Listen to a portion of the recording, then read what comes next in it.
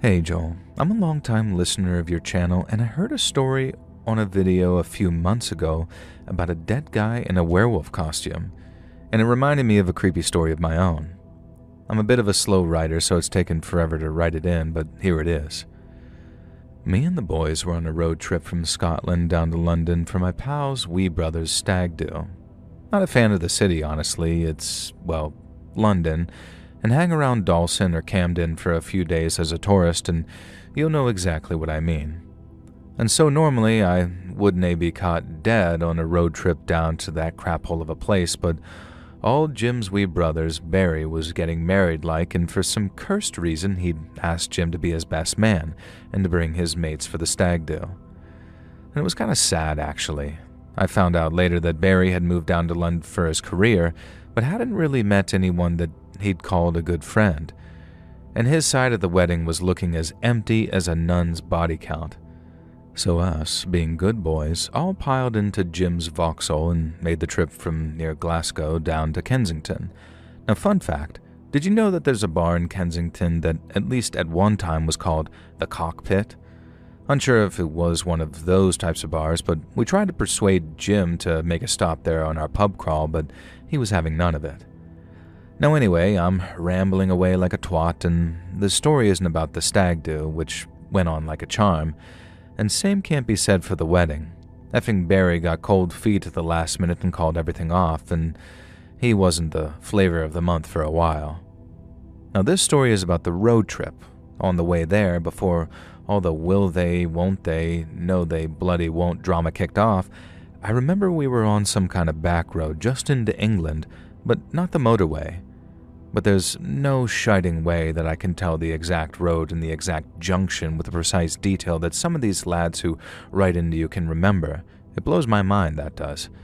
Now what I do remember, though, was the hairy-fanged hitchhiker standing on the side of the road, holding up a sign that read, "Need to get to the werewolves of London. Will pay for petrol." Now me and the lads had a proper laugh at this, and it was May, so this lad wasn't on his way to a Halloween party or anything. It looked like he was just using the Werewolves of London song as a sort of joke to try and actually get someone to stop and give him a ride for the lulz.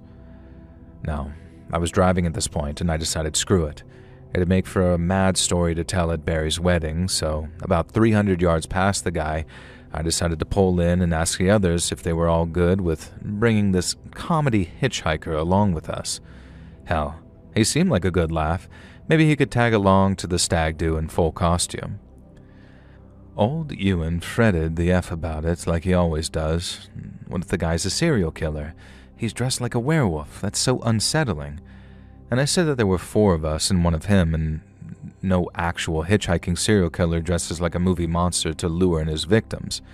And it seemed to me like giving this lad a ride was just about the safest thing we could do, except for leaving him to just eat our dust. Now, Jim and Andy were both up for it, so the arseholes voted that since it was my idea, I'd be the one to trudge back and offer him a lift. When I got out and shone a torch towards it, I was kind of surprised to discover that he hadn't started heading towards the car. Maybe he hadn't noticed us pulling in. The sun had set by now, and he probably had limited vision with that stupid party werewolf mask he had on. And so I shut the torch off and decided that I was going to have a little fun of my own. This guy was clearly down for some spooky shenanigans, trying to hitchhike as a werewolf, so I figured I'd sneak up on him and try to give him a scare before offering him the ride he'd obviously be grateful for. And so I snuck over the barrier onto the grass verge and snuck towards this weirdo hitchhiker. But before I did, I saw another car pull right beside the fellow, and the car's headlights were on and the hitchhiker had been standing under a street lamp, and so I had a good look at what was going on. A lad my age was driving, and it looked like he had a passenger around our age too. I saw him lean out and talk to the werewolf hitchhiker, and it looked like they were exchanging some good-natured banter. It seemed like the fellow was about to get his ride and we'd have to head off our way. And then I froze. From the bracken lining the road, 3 figures dressed in black, wearing balaclavas, snuck around the back of the car. One of them yanked the passenger out and tossed him onto the verge, and then started kicking him ferociously. Another one of the black-clad men kind of got the first guy to settle down, then they must have restrained or tied the passenger up or something, and sort of marched him off the road and onto the grass, so he wasn't in any danger of getting hit, I guess. Now, meanwhile, the other black-clad figure was having a tough old time with the driver trying to drag him out of the vehicle, and then the werewolf hitchhiker pulled out what looked to be a pistol and aimed it at the driver. Cue another beating, another tying up, and the driver being thrown into the grass siding to join his mate.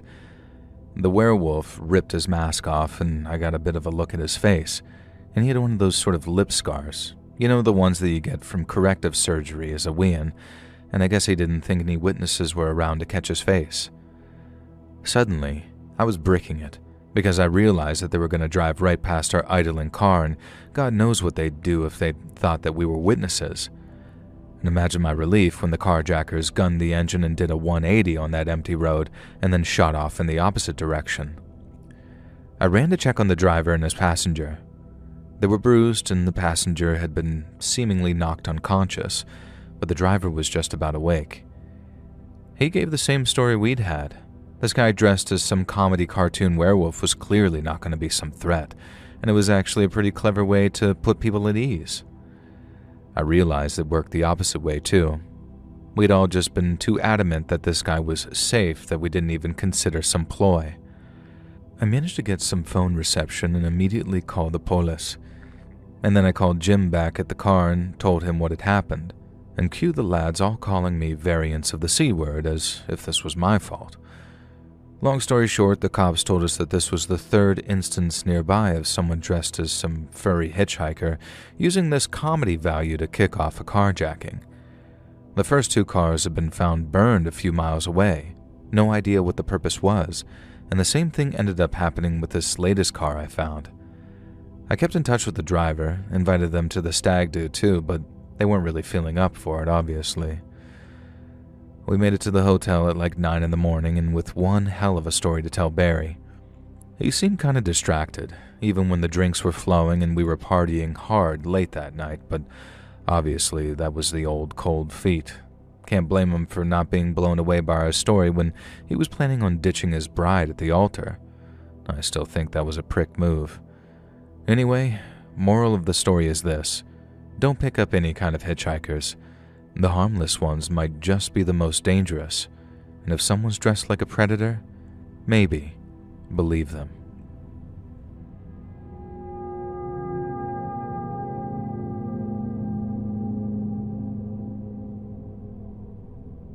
I see it all over the internet.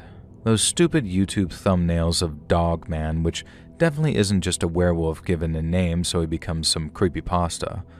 All those stories on the Chans and the Reddits and the pastas, you know the ones. Probably one of the most overused cryptids in my opinion because he's only supposedly to be found in Michigan, although people apparently see him all over and apparently people love him. Now I wonder how they'd feel if they knew that there is a dog man out there, or at least there was, and he's no cryptid.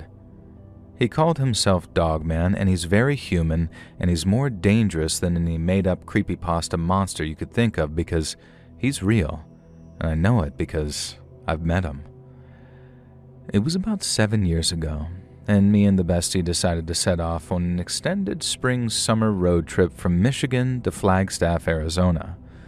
We were off to visit our other high school bestie who'd just graduated college in Arizona and moved into her own place.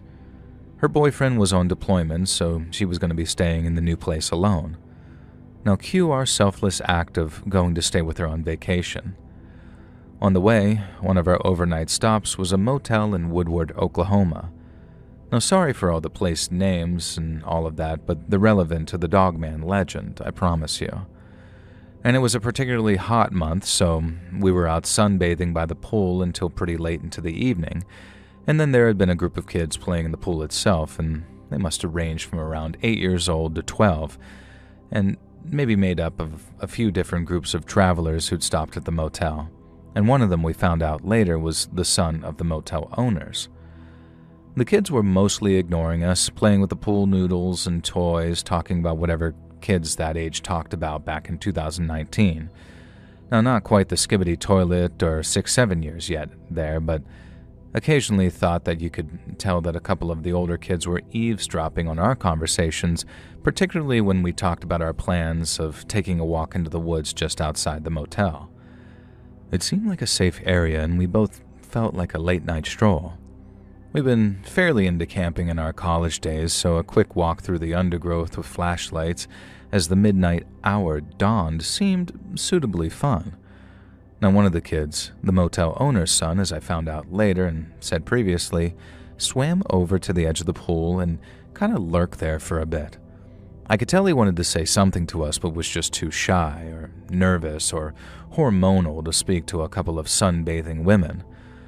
Now, eventually I took pity on him and asked him if he was having a good summer or something like that. The kid perked up at the attention and kind of mumbled that, yeah, he was having a good time. And then he just blurted it out. We shouldn't stay out after the sun had gone down, and we shouldn't go walking in the woods after dark. The sun was already beginning to set, so I asked him why. And over at the other side of the pool, I could see the other kids whispering to each other. They weren't giggling or acting like this was some kind of prank, though. They seemed genuinely serious as they spoke to each other. I asked the kid talking to us why we should be so careful. Was it a rough area? Were there wild animals in the woods, etc.? And the boy looked at me with absolute dead seriousness and said that Dogman was out there. Now, I kind of started laughing a lot about this and then realized that he was looking genuinely hurt and serious.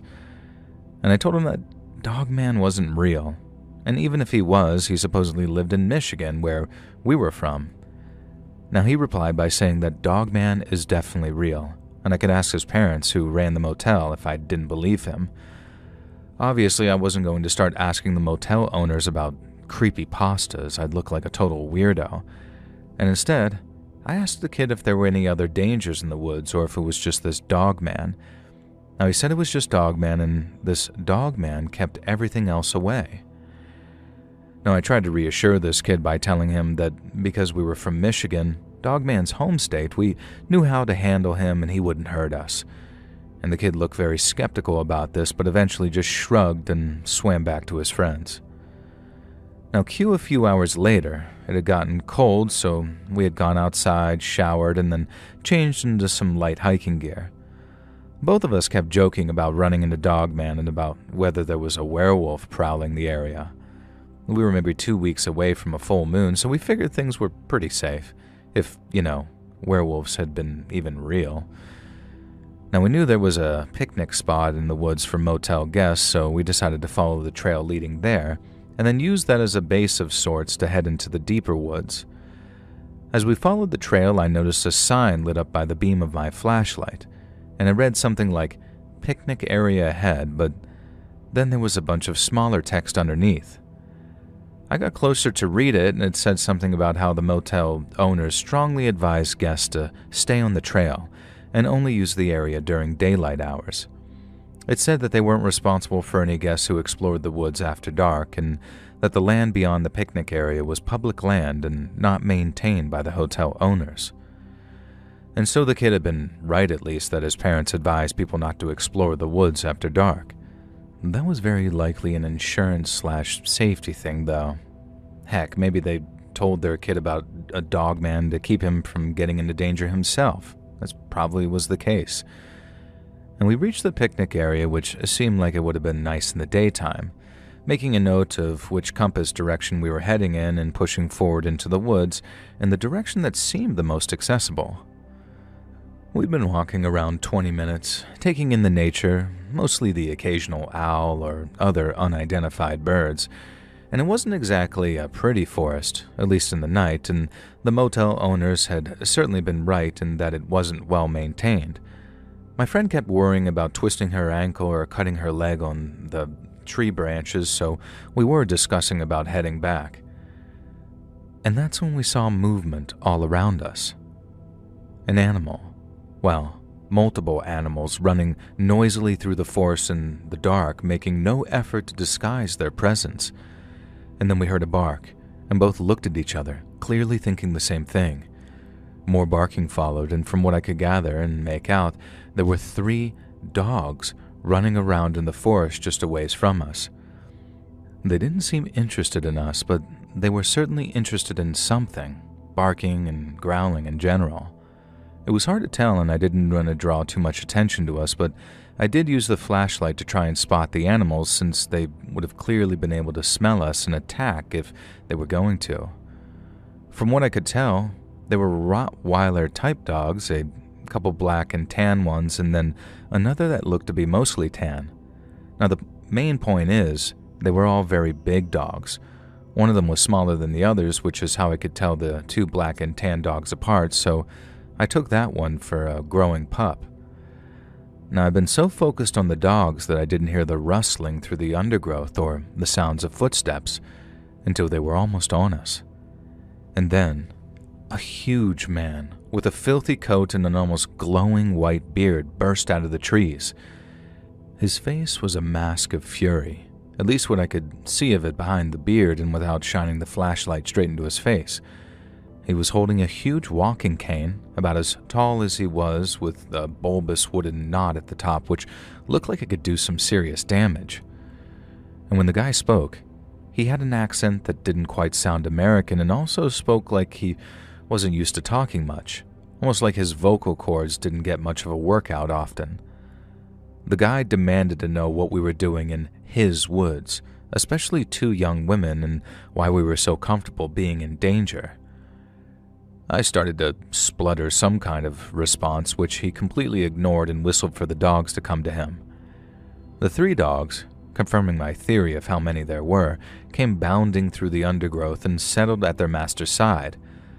The biggest one was kind of foaming and drooling at the mouth as if he'd been on the verge of a catch or a kill, and they sat there obediently, but I could tell that they were wired with energy and desperate to be set free by their owner again.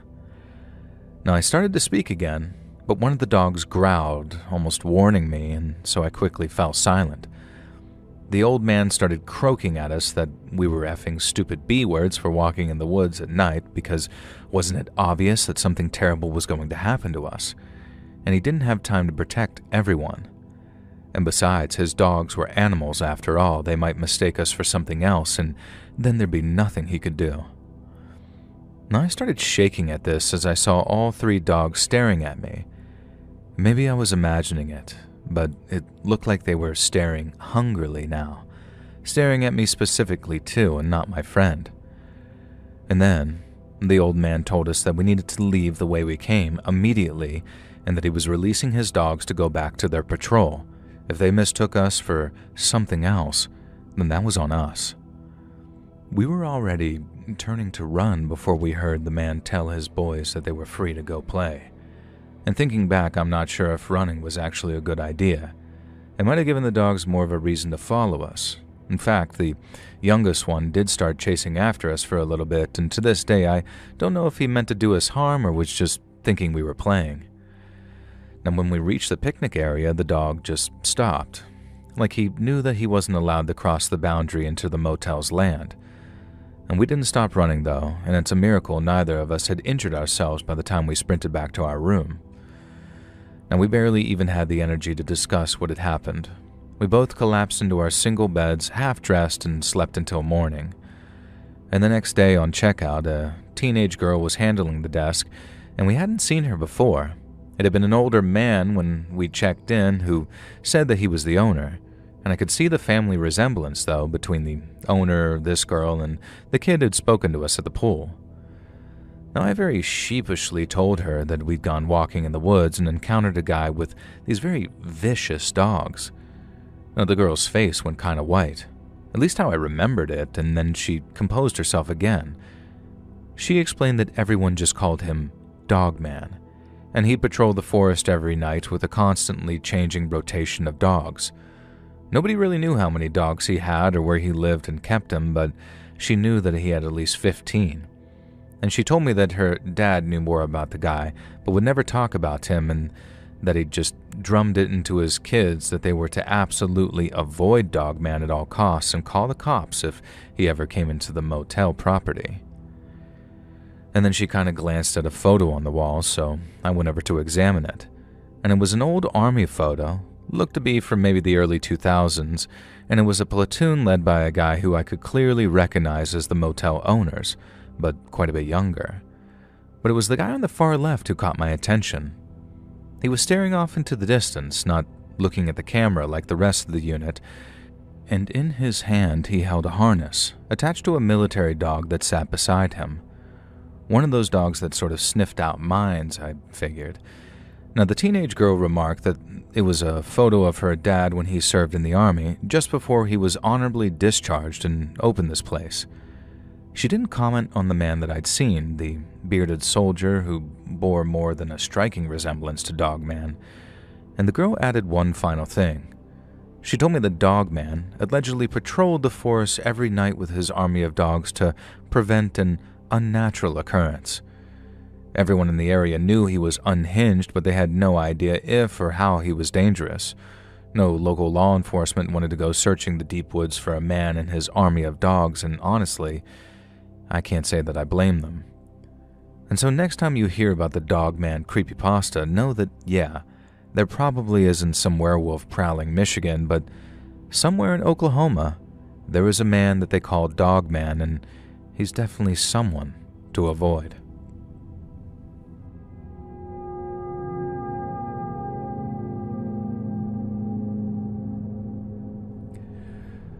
I'm willing to bet that I'm one of your older listeners at a grand old age of 67, and ever since I could talk, I'd tell my dad to put his rock and roll records on, and my entire family and I knew that music was in my blood. Guitarist, lead singer, hell, even drummer, they were in my future. Instead, I'm a retired accountant, but with how tired I feel these days and how much my joints ache, I'm not sure that the rock and roll life would have been for me. Now, I may not have found superstardom in a band, but I did attend plenty of concerts in my day. Bands who've split up, bands who aren't even alive anymore, some of the live shows I've seen could make you spit with jealousy. And the concert I was attending when this event happened was a show on Kiss's The Alive tour, and I can't even remember where the venue was these days, only that it wasn't the infamous Detroit show. Now, the problem with concerts back then was that I was 17 and still didn't have my license. Now, I was, according to our driver's ed teacher, the biggest liability behind the wheel that he'd ever seen, and I think I'm a bit of a better driver these days. Now, anyway, the point was, I could drive myself cross-country to see these shows, and my friends were into lame crap like Simon and Garfunkel or Bob Dylan. Of course, I realized these people weren't lame crap at all these days, but back then, I was all about the rock, baby. And so nobody wanted to spend 3 or 4 days in a car with me to chauffeur me to a concert they didn't even want to watch. And this meant that my best method of travel was taking the Greyhound bus. However, that cost money, and I was a broke high schooler, so I took the second best option, hitchhiking. I'd hitched a bunch of times when this happened, and everything had gone fine, which is a small miracle when you think about it. But my luck was about to run out when that old beaten-up red Volkswagen camper van pulled up, and I could see a long-haired guy in the driver's seat, and it looked like he was wearing an AC/DC shirt. Sick. And then the door slid open, and I saw the most beautiful girl I'd ever seen in all my life. She was the kind of girl you dream of when you're a 17-year-old boy, and then I saw another guy in the back, and my heart fell. He was obviously her boyfriend. Now, the girl asked where I was headed, and I told her that I was headed to the Kiss concert. It turns out that was exactly where they said they were going, and she said that I was welcome to ride with them as long as I didn't mind putting up with her annoying brothers. So, no boyfriends then, I guess. I didn't mind. I didn't mind at all. I was some 17-year-old kid. Drugs and rock and roll were on my mind pretty much all the time. And that's why I was totally psyched when, as soon as we got back on the road, the girl offered me a joint. I'm going to call her Janice because in my head at the time she reminded me of Janis Joplin. The other two guys can be Peter and Will, younger brother and the driver. Janice was quick to light up and seemed intent on filling the van with as much weed smoke as possible. The windows were closed, so it didn't take long before we were hotboxing ourselves, laughing at the stupidest crap. And I remember talking rock and roll and being a little surprised that the rock trio didn't really have much in the way of opinions when it came to rock music. Now, eventually, the joint had been smoked to within an inch of its life, and that's when I noticed it. The van stank. And I mean, it really stank. I'd never smelled anything like it, and it was suddenly so strong that I can't believe that even the weed masked it. And I'm telling you, it smelled like Sodom and Gomorrah in that vehicle. Not that I know what Sodom and Gomorrah smelled like, but I imagine it was exactly like that. Now, I don't know how to describe it. It was like the rot mixed with death, mixed with lavender, mixed with perfume and incense, and the lingering smell of weed. Throw in Peter's BO, which I suddenly realized was almost intolerable as he moved across the seat to me. And how could these people tolerate this and with the windows closed? I wasn't exactly the most hygienic clean freak. I was a teenage boy with crusty socks tucked under my mattress. And boys, you'll know exactly what I mean by this, but this stench was too much. Suddenly Will looks back, taking his eyes off of the road for an alarming amount of time, and asked Janice and Peter if they thought Daddy was going to be okay. Now, okay, they weren't apparently siblings, and I know girls still call their fathers Daddy right into adulthood, but it was weird as heck to hear two grown men talking about Daddy. Peter insisted that this Daddy could look after himself. Janice started lamenting how it might affect Daddy because of the tragic events that happened to someone called Charlie. Now, I tried to insert myself into this conversation here, asking if Charlie was okay and if he was a member of the family.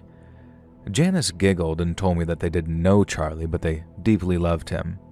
The problem was that Daddy felt spiritually free while Charlie was allowed to work, and now he'd been usurped by the man. I got this sinking feeling in the pit of my stomach as I wondered if there was any chance they were talking about Charles Manson, and that Daddy was maybe one of his followers or acolytes who hadn't been caught or identified. Filled with idiotic teenage bravado, I decided to simply ask, acting as if I was some big fan of the murderous cult leader. Now, I had gone through a period where I tried to convince myself his music was good, so I wasn't totally lying. And instead of acknowledging me, Janice made it pretty clear that she didn't want to address the topic when she announced that it was way too hot in the van and how could any of us stand it. I just sat there as a teenage boy in awe as she stripped away her t-shirt, leaving herself completely bare-chested. I was a little taken aback at the cigarette burn scars that I could see on her body, but at least they looked old and healed. Janice made a big show of pretending that she hadn't noticed the effects that she had on me, but I could tell that she enjoyed the reaction because she kept asking me questions to direct my attention towards her and give me an excuse to look. The questions started out innocent enough, like how many girls had I made out with? 3, but I told her 8. Had I been with any of them? Yes, which was true, although it was the most awkward moment of my life for both of us, and to this day I'm not even sure if it really counts as such. And then she asked me if I'd ever hurt anyone. I said that yeah, probably, by accident, but she said no. Had I ever really hurt anyone, like caused serious damage to another person? I said that no, I hadn't. Janice giggled and said neither had she, but that Peter had some stories. Peter, who was about 5'6" and skinny as a rake, didn't exactly look like the dangerous type, but you never know. Janice told me that I should take a look over the back seat to see the gift that they were bringing Daddy. My nose had acclimatized to the smell of Satan's sweaty butthole at this point, but as soon as I leaned over the back seat, it was like being hit with an olfactory WMD. I can't even describe the smell, but I can describe the source. If you're squeamish, maybe stop listening for 30 seconds. In the storage area of the VW was a clear plastic box filled with some kind of animal entrails. Now, the unidentified meat was crawling with maggots, some of which were just starting to emerge as flies. And I studied for as long as I could, trying to determine whether I was looking at a human body. I couldn't see any bones or anything besides rotting chunks of meat, and Janice asked me if she thought Daddy would like it. I had no idea what to say. I didn't want to offend these people and end up in that bucket, and at the same time I was somehow still taking in the sights Janice was offering. She was drawing my attention with her movements and her stretching, and she knew it, trying to put me at ease, I guess. In the end, I told her that I thought Daddy would love it and that it seemed to please everyone because it was met with a round of applause. Now, for half an hour, we sat there awkwardly as I avoided asking about Daddy or their rotting cargo, and instead tried to direct the conversation back to music. Now, I soon began to suspect that they weren't attending this Kiss concert at all, and this is what snapped me out of my stupor. I had to get out of here, and there was no way that I was leaping out of a moving vehicle. Thankfully, these three idiots offered me an opportunity. Further up the highway was a gas station. Will announced that we needed gas, and Janice said that she was craving some beef jerky. Without seeming like my heart was about to explode with terror, I told them that I needed to use the bathroom, like really bad, and so they let me out and I ran to the outdoor restroom. I'm not sure what my plan was from there. Sneak out the back window, sneak into the gas station, and tell them that I was hitchhiking with a bunch of loonies carting around rotten meat who might be part of a satanic cult. I shouldn't have worried. From inside the restroom, I heard the sound of tires peeling away and a vehicle speeding off like their lives depended on it. Considering the VW was the only vehicle in the lot when we got there, I had a feeling that I was the one who'd been ditched. Now, sure enough, when I peeked out of the restroom, the VW was gone. My backpack, which I'd left in the camper in case it looked suspicious, had been thrown into the parking lot, its contents sort of thrown all over the ground. And like a dumb kid, my absolute first concern was to check the wad of money I had in my backpack. I was certain they'd robbed me, but no. Not only had they left all of my money, they specifically removed it from its hidden compartment in my backpack, as if to say, we could have stolen this, but we didn't. I went into the gas station and told the attendant, an older, kindly woman, everything, and I asked her advice, and she was a bit baffled. They hadn't technically committed a crime, but with all the cult crap going on following the Manson family's murder spree and capture, it was fairly obvious that they had something bad in mind, or it could have been an incredibly messed up prank on just some poor kid. And that's what the cops thought anyway. I wouldn't give my name during the call, and I don't think this helped my case, but I had a record and I really did not like cops. They told me it was probably just a prank and I should just count myself lucky, and then they hung up. But it still haunts me to this day. Were they some kind of sicko cult members who worship Manson? Who was this daddy figure? And were they just pranking me, screwing with the kid they picked up on the side of the road? In the years that followed my encounter, I kept an eye on the news for any raids on cult compounds. There seemed to be a few, but I have no way of telling if Janice, Will, and Peter were a part of them.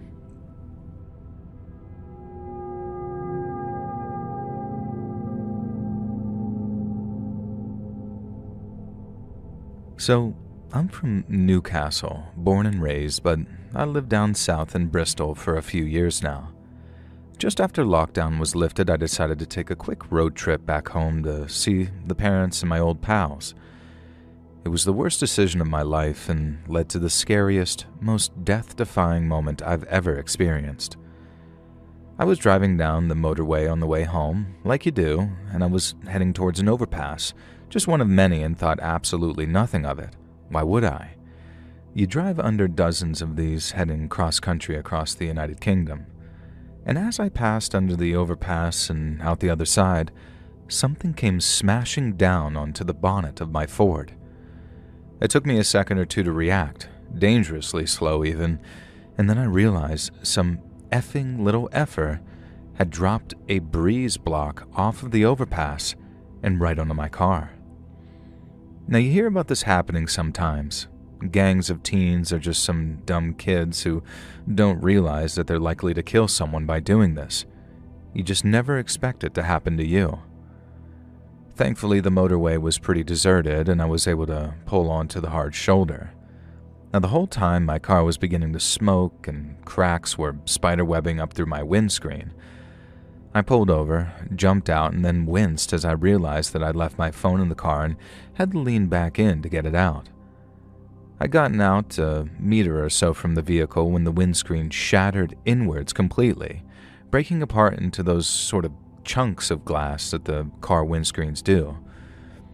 Now, immediately I was on the phone with the coppers straight to 999, and I told them what had happened. My voice was shaking and almost cracking from the fact that I'd nearly bloody died. They talked me through everything, whether it was safe to put on my hazard lights and all that kind of stuff, and then they told me that I was the third person in the area to take a hit from that overpass, but the first to suffer such a risky bullseye.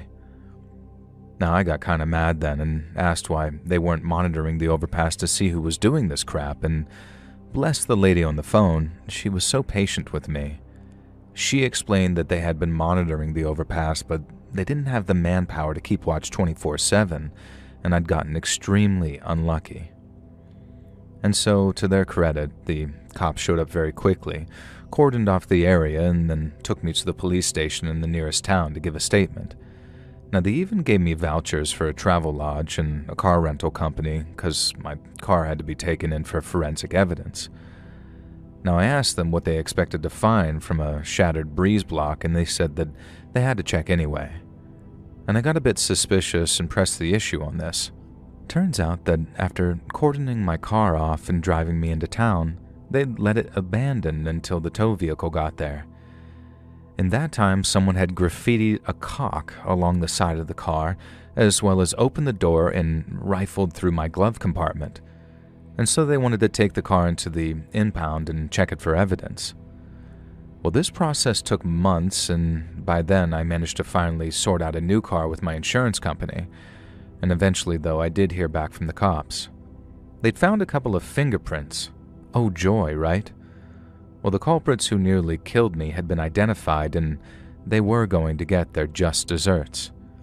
Except they were all under 18, which meant the worst that they could face was a short stint in juvie, and they didn't even get that.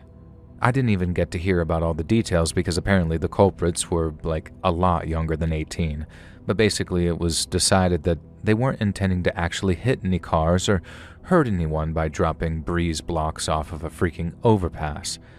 And so they got a warning on their criminal record, which will be expunged when they turn 18. And I got to enjoy the experience of nearly dying and then having to spend literal hours on the phone to my insurance company trying to get a payout in a new car.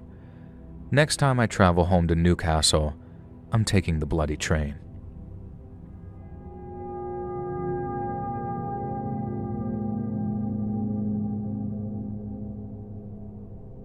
Hey Joel, I got a quick one for you which happened to me and my family last summer. Now, we were off on a road trip for our summer vacation, something we'd always wanted to do as a family and never had. Now, I'd never do it again either for a whole bunch of reasons.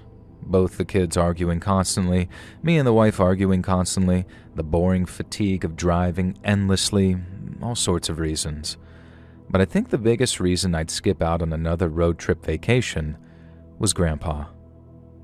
We'd stopped at a national park for a picnic. I forget which one now, the whole thing was a bit of a hectic blur, and what I do remember is when we returned to the parking lot, there was a guy sitting in the back seat of my car.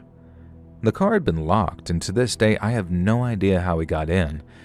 He looked like he was maybe in his mid-20s, but he had extremely pale blonde hair, almost white, something I immediately noticed.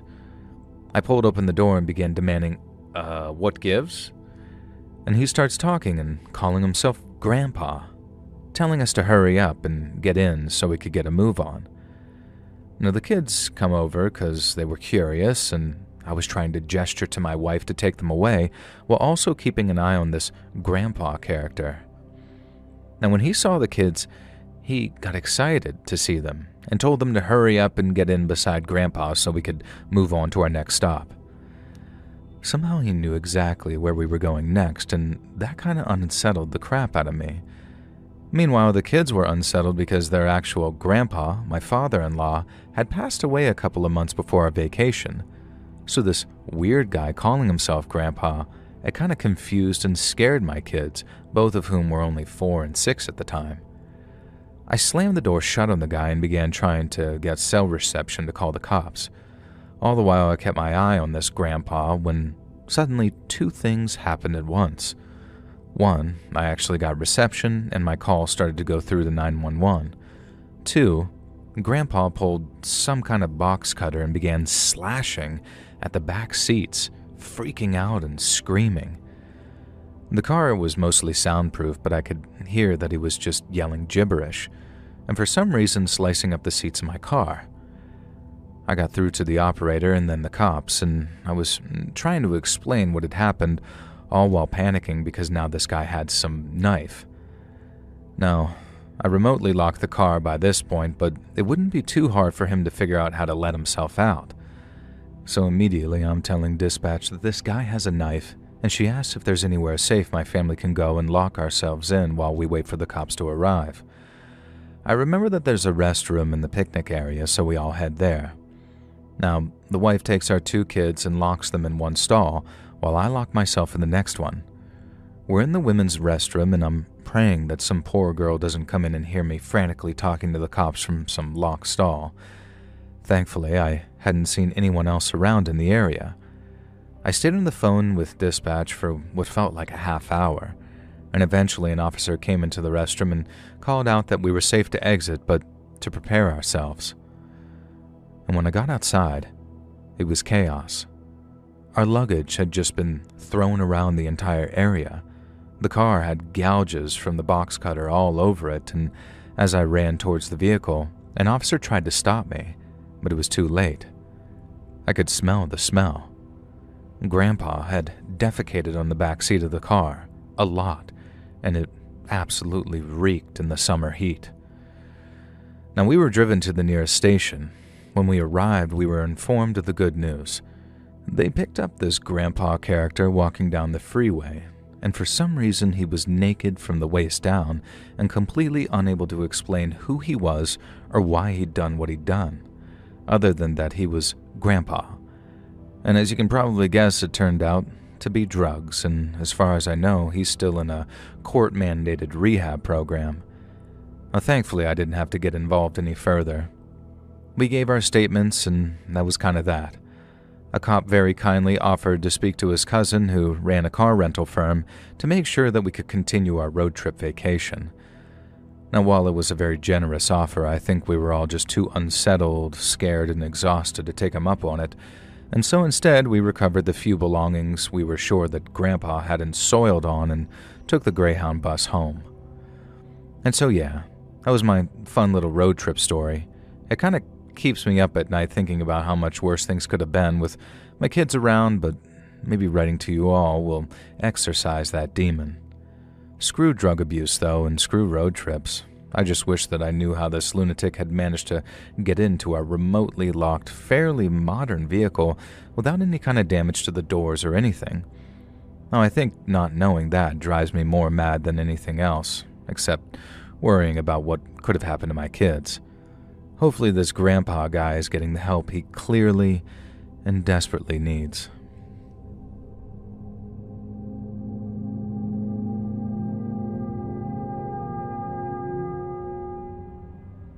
I have an absolutely weird thing that happened to me a few years ago.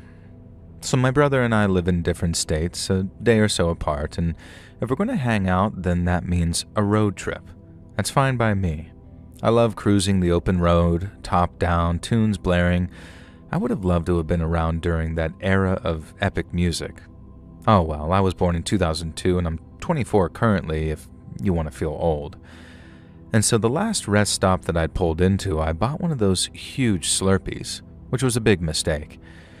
It was starting to play havoc on my bladder a lot sooner than I expected, and I couldn't see a sign for another rest stop coming up soon. I contemplated pulling over and just letting her rip in nature, but it wasn't exactly a deserted road. No, instead I kept driving, holding it in like a champion. Eventually I saw a small rundown gas station on the side of the road with no real signage, and kind of wondered how they ever even got business. I pulled in, didn't even lower my roof, and just flung myself out the door and ran to the restroom, praying that it wasn't one of those old types where you needed to get the key from the owners. Thankfully, it wasn't. I double-checked that I was heading into the men's room.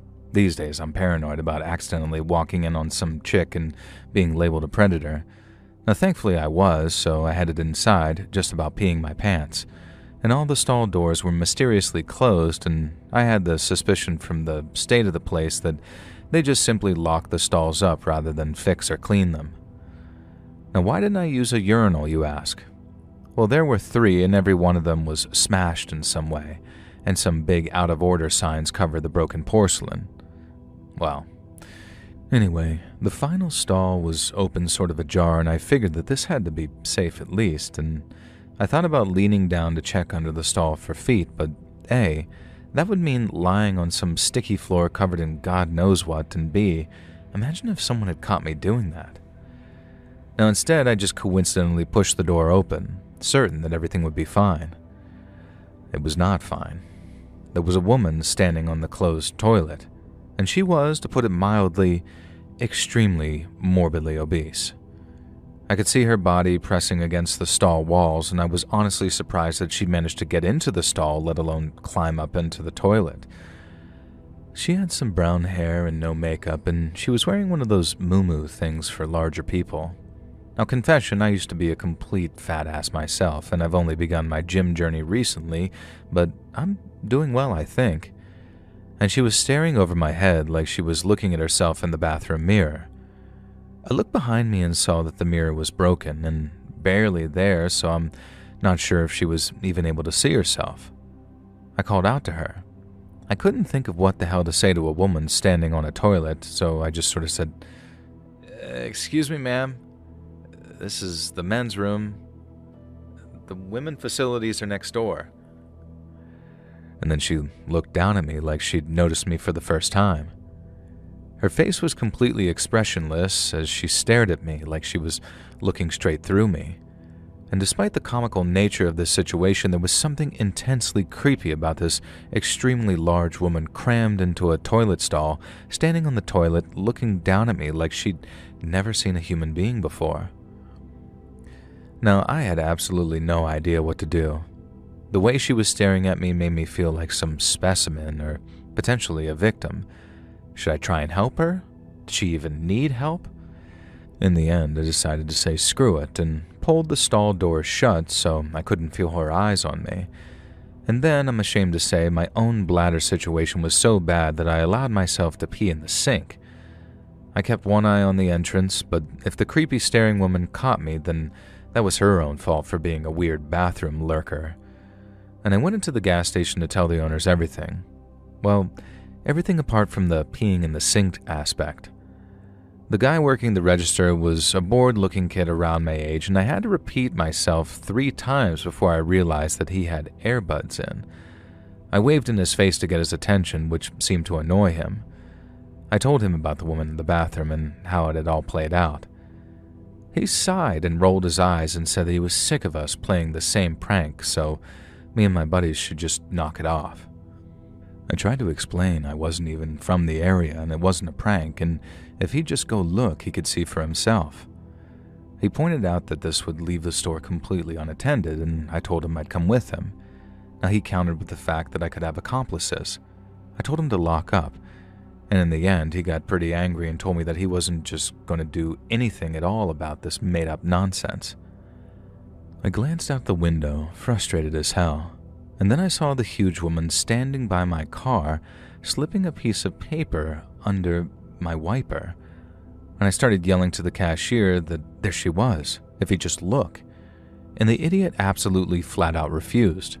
He wasn't falling for my crap, quote-unquote, and I begged and pleaded, and eventually he did look. And you know what? By the time this lazy-ass cashier took a look, the woman had squeezed herself into her own comically tiny smart car and zoomed off. I told the cashier that I would take my business elsewhere, with a lot more profanity, and went outside to see what the creepy woman had left on my windshield. Now, it was a note that just read, "Carl will be over at 6, in this very barely legible writing. And the next day, I made it to my brother's.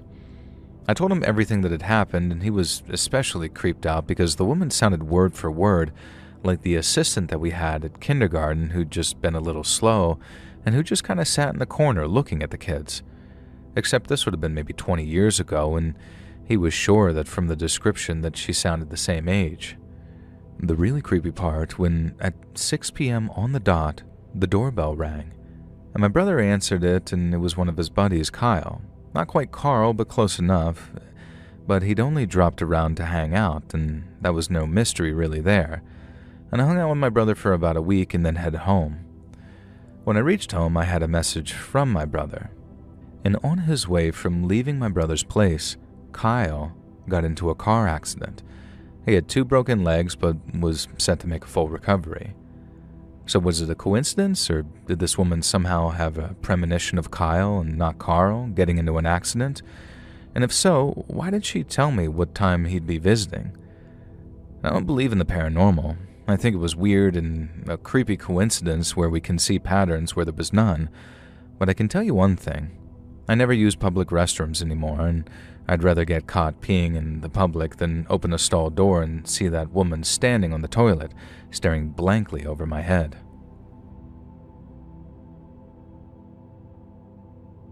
Hey friends, thanks for listening. Click that notification bell to be alerted of all future narrations.